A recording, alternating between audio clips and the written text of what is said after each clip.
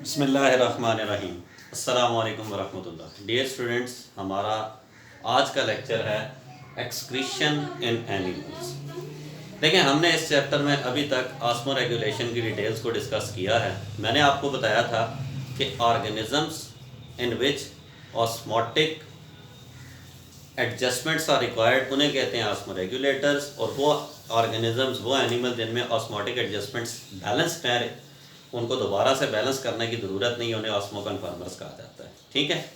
जो particularly osmo regulators हैं, ये वो एनिमल्स हैं जिनमें ऑस्मोटिक बैलेंसिंग के लिए, ऑस्मोटिक कंसंट्रेशंस को एडजस्ट करने के लिए जो डिफरेंट टाइप के मॉलिक्यूल्स हैं, including water, salts and other waste, इनको बॉडी से एक्सक्रीट आउट भी करना पड़ता है। ठीक है। So excretion is one of the event required for osmo regulation.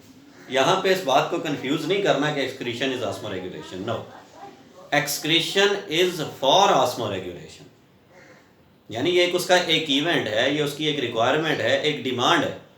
ठीक है भाई। तो एक्सक्रीशन बाय डेफिनेशन क्या होता है?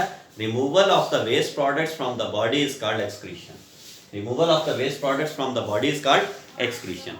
अब एनिमल्स में जो एक्सक्रीशन का कॉन्सेप्ट है, ये है रिमूवल ऑफ वेस्ट प्रोडक्ट्स के साथ। तो सबसे पहली बात तो हमें वेस्ट प्रोडक्ट को डिफाइन करना। तो यहां पे ये बात आपको बिल्कुल क्लियर होनी चाहिए कि कोई भी ऐसा मॉलिक्यूल, कोई भी ऐसा स्ट्रक्चर जो हमारी ज़रूरियात से, बॉडी की डिमांड या बॉडी की नीड से ज़्यादा होगा, उसको वेस्ट प्रोडक्ट का नाम दिया जाएगा। मसलन पानी जो है ज़िंदगी है, पानी जो है बॉडी के लिए असेंशियल है, इनएविटेबल है। पानी के बगैर हम इनकम्प्लीट हैं, हम सांस नहीं ले सकते। ठीक है। सांस ना लेने का मतलब ये नहीं कि एयर को इनहेल नहीं करते, सांस ना लेने का मतलब ये कि हम जिंदा ही नहीं रह सकते अगर हमें एक स्पेसिफिक ड्यूरेशन तक पानी ना मिले। आप देख लें कि रोज़ों में 24 में से सिर्फ 10 या 8 घंटे हमें पानी नहीं मिलता, तो शाम तक हमारी हालत जो है वो गैर हो रही होती है। लेकिन इसके बावजूद जो मेजर वेस्ट प्रोडक्ट है उसमें पानी भी शामिल है, उसमें मुख्तलिफ तरह के साल्ट्स भी शामिल हैं। हालांकि साल्ट्स तो पीएच को बैलेंस करने के लिए हम खुद इनटेक करते हैं, उसमें अदर वेस्ट भी आ जाते हैं। ठीक है। मुख्तलिफ तरह के सॉलिड वेस्ट भी आ जाते हैं उसमें। इसके अलावा गैसेस भी आ जाती हैं। तो वेस्ट का मतलब ये है कोई भी ऐसा प्रोडक्ट, कोई भी ऐसा मॉलिक्यूल जो हमारी डिमांड से, हमारी बॉडी की ज़रूरियात से ज़्यादा होगा, वो वेस्ट प्रोडक्ट कहलाएगा। और इस वेस्ट प्रोडक्ट का जो रिमूवल है, वेस्ट प्रोडक्ट का जो रिमूवल है फ्रॉम द बॉडी, इस रिमूवल को एक्सक्रीशन का नाम दिया जाता है। So excretion is the removal of the waste product. तो जो हमारी डिमांड से ज़्यादा है, हमारी सप्लाई से ज़्यादा है, हमारी ज़रूरत से ज़्यादा है, वो वेस्ट प्रोडक्ट है। ठीक है। अब पानी हम पीते ज़रूर हैं, लेकिन एक ख़ास लेवल के बाद हमारी बॉडी की पानी की डिमांड पूरी हो चुकी है। ठीक है। लेकिन हमें तो नहीं पता कब पूरी होनी है, इसलिए हम तो पानी अपने प्यास के हिसाब से पीते हैं, जितनी हमें प्यास लगी है। लेकिन बॉडी को जितना पानी चाहिए, बॉडी ने उसको रिटेन करना और बाकी को एक्सक्रीट आउट करना। अगर पानी कम है तो बॉडी ने उसको कंजर्व भी करना। Same way for the salts, जो हम खाना वगैरह खाते हैं, जो हम साल्ट्स का इंटेक करते हैं, ये साल्ट्स हमारी ज़रूरियात को पूरा करने के लिए काफ़ी हैं। लेकिन अगर वेस्ट है, एक्सेस है, तो फिर वो वेस्ट है। बाज़ औक़ात बाई प्रोडक्ट्स में भी बनते हैं साल्ट्स, वो भी वेस्ट है। सॉलिड वेस्ट है। Solid waste particularly animal body में नाइट्रोजनस वेस्ट है। ठीक है। Particularly nitrogenous waste is the solid waste for animal body. इसके मुख्तलिफ फॉर्म्स हैं जिसको अभी हमने डिफाइन करना है। फिर गैसेज हैं। आपको पता है कि ऑक्सीजन हमारी ज़रूरत है, लेकिन जब हम इनहेल करते हैं सिर्फ ऑक्सीजन नहीं होती, कार्बन डाइऑक्साइड, नाइट्रोजन और बाकी गैसेस भी हैं, वो तो इंस्टेंटली रिमूव हो जाएंगी। लेकिन बॉडी में सेलुलर एस्पायरेशन के दौरान कार्बन डाइऑक्साइड बनती है जो हमारी ज़रूरत नहीं है। तो excess of the carbon dioxide, ये भी वेस्ट प्रोडक्ट है। ठीक है। अब ऑब्वियस सी बात है, इस एक्सेस ऑफ कार्बन डाइऑक्साइड को भी बॉडी से रिमूव करना हमारे लिए बहुत ज़रूरी है। ठीक है। अगर हम एक्सेस ऑफ कार्बन डाइऑक्साइड को नहीं रिमूव करेंगे, वो भी हमारे लिए एक सर दर्द बनेगी, प्रॉब्लम बन जाएगी। तो आप ये देखें कि ये हमारे पास मुख्तलिफ तरह के वेस्ट प्रोडक्ट्स हैं। अब जो नाइट्रोजनस वेस्ट है एनिमल बॉडी में, ये 3 तरह से डिफाइन होता है। It is ammonia, NH3, urea and the uric acid, which is a pure.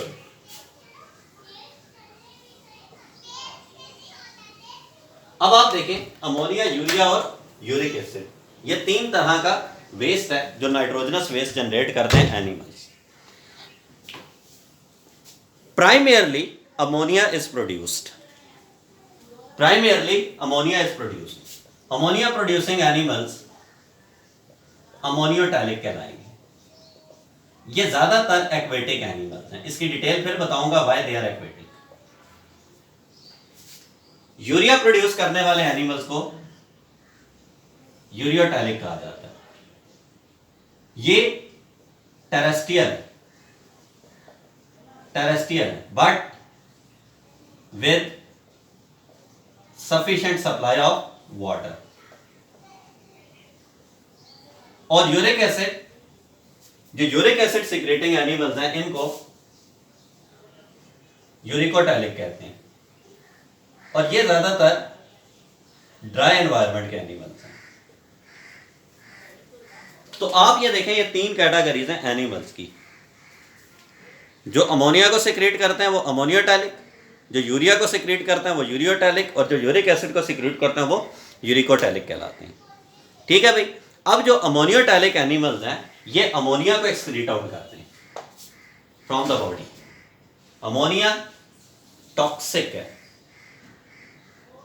ये पीएच को इंक्रीज करती है, क्योंकि बेसिक नेचर का है ना, पीएच को इंक्रीज करेगा, टॉक्सिक है, नंबर 1। नंबर 2, ये इसका रेट ऑफ डिफ्यूजन बहुत ज्यादा है अक्रॉस द सेल मेम्ब्रेन, ये बड़ी आसानी से सेल में डिफ्यूज होता है। नंबर 3, सॉल्युबल इन वाटर है। अमोनिया प्रोड्यूस होगा, पानी में डिसॉल्व होगा, मेम्ब्रेन्स के थ्रू डिफ्यूज होगा और सेल के अंदर मेटाबॉलिज्म को इंटरफेयर करना शुरू कर देगा, क्योंकि सॉल्युबल है। So a wide range of water is required. अब पानी जो अमोनिया को डिसॉल्व करने के लिए रिक्वायर्ड है, तो यूं समझ लें 1 ग्राम को रिमूव करने के लिए 500 ml of water is required. अब इतनी ज्यादा जो अमाउंट है वाटर की, ये आपको एक्वेटिक लाइफ में ही मिलेगी, इसलिए मैंने आपको कहा कि अमोनियोटैलिक एक्वेटिक है। लेकिन ये बड़ी इंटरेस्टिंग बात है कि तमाम एनिमल जब नाइट्रोजनस वेस्ट प्रोड्यूस करते हैं तो सबसे पहले अमोनिया को प्रोड्यूस करते हैं। अब जो एनिमल्स अमोनिया को रिमूव नहीं कर सकते हैं, वो इस अमोनिया को साइक्लिक प्रोसेस के थ्रू यूरिया में कन्वर्ट कर देते हैं। ठीक है। और ये यूरिया फॉर्मेशन ह्यूमन में लिवर के अंदर होती है। अब यूरिया भी टॉक्सिक है बट लेसर टॉक्सिक, कहता है 100,000 टाइम्स ये lesser toxic than ammonia. 100,000 times it is lesser toxic than ammonia. लेकिन आपने पिछले लेक्चर में मैंने आपको बताया कि यूरिया केओट्रोपिक है, प्रोटीन्स को डीनेचर करता है, इसलिए इसको भी रिमूव करना जरूरी है। इसके रिमूवल में 1 ग्राम के रिमूवल में 50 ml of water is required, यानी लेस देन अमोनिया।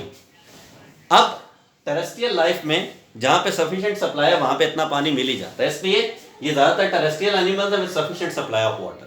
लेकिन इसका मतलब ये नहीं कि एक्वेटिक नहीं है। मसलन शार्क है, शार्क यूरियोटैलिक ही है। ठीक है। तीसरी कैटेगरी है यूरिक एसिड की। अब जिनको ये पानी की अमाउंट भी रिक्वायर्ड प्रोवाइड ना की जा सके, जिनके लिए ये भी वाटर अवेलेबल नहीं है, तो वो तो फिर यूरिया को भी रिमूव नहीं कर सकेंगे। वो फिर इसको lesser toxic form uric acid में कन्वर्ट करते हैं, विच इज अ प्योरिन। ये 4 नाइट्रोजन को पर मॉलिक्यूल रिमूव कर सकता है, इसलिए इसको सिर्फ इतना पानी चाहिए कि जब ये मूव करे ना, ये क्रिस्टल्स की फॉर्म में रिमूव करता है, तो वो क्रिस्टल जो है ना इंटरनल लाइनिंग को डैमेज ना करे। सो 1 ग्राम ऑफ यूरिक एसिड को रिमूव करने के लिए just 1 ml of water is enough. और आपको पता है जो ड्राई टेरेस्ट्रियल एनवायरनमेंट है, वहां पे या तो एनिमल्स को पानी मिलता ही नहीं, और अगर मिलेगा तो पीते नहीं। ठीक है, पीते नहीं है, एनहाइड्रोबायोसिस के थ्रू जी रहे हैं। तो ये वो एनिमल्स हैं जो यूरिकोटैलिक कहलाते हैं। मसलन इसमें आपके पास इंसेक्ट्स हैं, रोडेंट्स हैं, ठीक है, ड्राई एनवायरनमेंट के एनिमल्स हैं। तो ये 3 कैटेगरीज हैं एनिमल्स की जो आप क्लासिफाई कर सकते हैं on the basis of excretion, ammonotelic, ureotelic और uricotelic.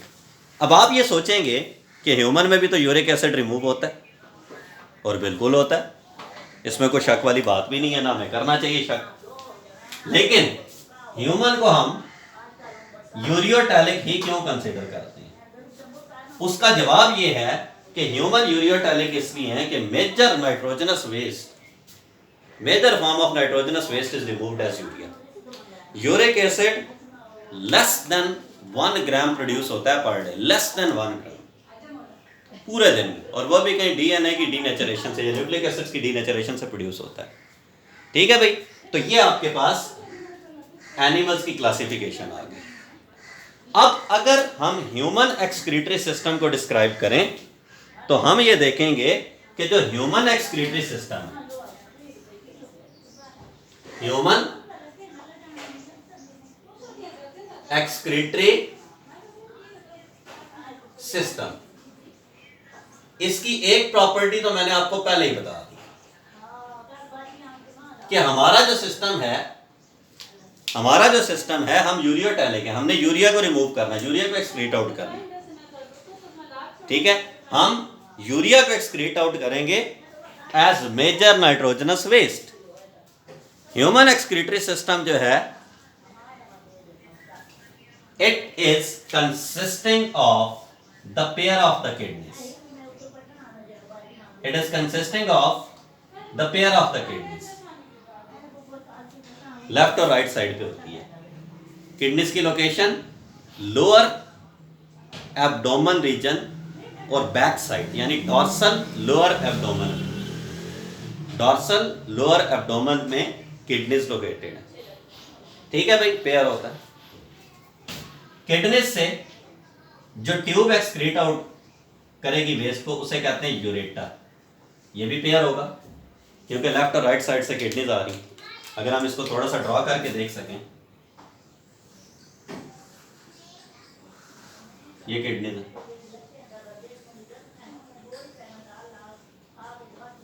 Pair of the kidneys है, और यूरेटर ट्यूब इसके साथ इसी तरह निकलेगी। ये देखें, ये देखें,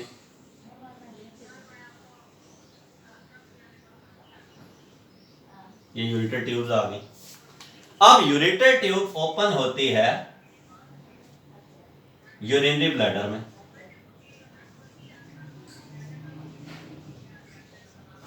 यूरेटर ट्यूब ओपन होती है यूरिनरी ब्लैडर में जाके। ठीक है, अब आप देखें कि यहां पे आके इसने ये ब्लैडर में ओपन हो जाना, और फिर यूरेथ्रा है, यूरेथ्रा है, ये देखिए यहां पे फाइनली यूरेथ्रा की ओपनिंग है, और इस यूरेथ्रा के अंदर से जो ट्यूबुलर पार्ट है, जो पर्टिकुलरली एक्सक्रीशन को एक्सप्लेन करता है, वो है पेनिस।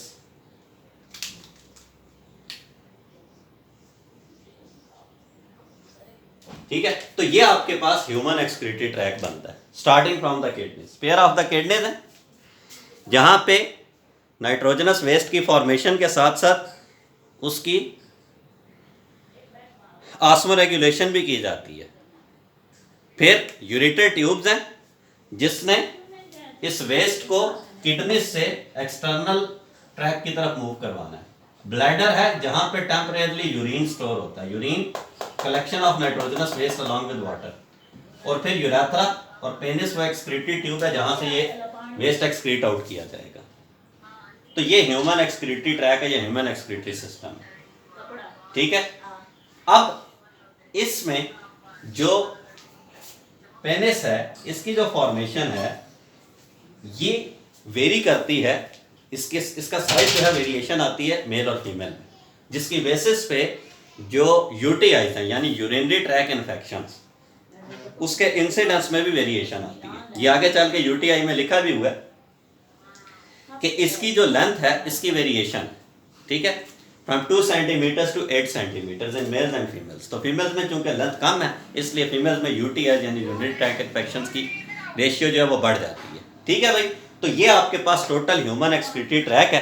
इस एक्सक्रीटरी ट्रैक में या एक्सक्रीटरी सिस्टम में जो मेजर एक्सक्रीटरी ऑर्गन आपको नजर आ रहा है वो है किडनीज, वो है किडनीज। तो याद रखिएगा इस एक्सक्रीटरी ट्रैक में किडनीज के दो फंक्शन आपको नजर आएंगे। Number 1, it produces nitrogenous waste in the form of urea and urine, in the form of urine, ठीक है। ये फाइनली प्रोड्यूस करता है, यूरिया वैसे लिवर में प्रोड्यूस होता है। Number 2, it is acting as osmoregulatory organ, ठीक है। तो प्रोडक्शन ऑफ नाइट्रोजनस वेस्ट, ये सिर्फ समझाने के लिए बोल रहा हूं, लेकिन एक्चुअली यूरिन में किडनी में प्रोडक्शन ऑफ द यूरिन पहला फंक्शन और ऑस्मोरेगुलेशन दूसरा फंक्शन है, ठीक है। फिर उसकी एक्सक्रीशन भी है। तो ये आपके पास टोटल ह्यूमन एक्सक्रीटरी सिस्टम की डिटेल है, ठीक है बेटा। ये जो हमारा टॉपिक है इसमें से एमसीक्यूज और शॉर्ट क्वेश्चन बनते हैं नाइट्रोजनस वेस्ट वाले में से। ह्यूमन एक्सक्रीटरी सिस्टम ये भी आपको स्केचिंग या ड्रॉ लेवल डायग्राम के तौर पर आ सकता है शॉर्ट क्वेश्चन में। तो ये बड़ा इंपॉर्टेंट टॉपिक है।